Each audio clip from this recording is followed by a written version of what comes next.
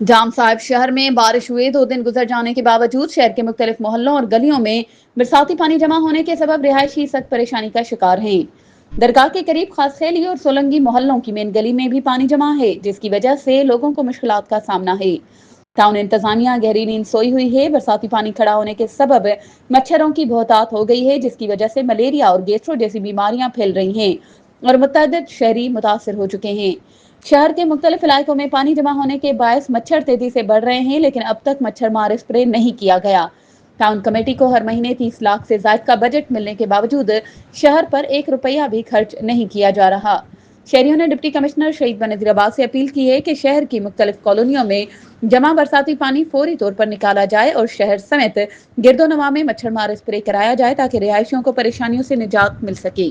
مزید خبروں اور اپڈیٹس کے لیے ہمارے چینل کو سبسکرائب کریں اور بیل آئیکن کو پریس کرنا نہ بھولیں۔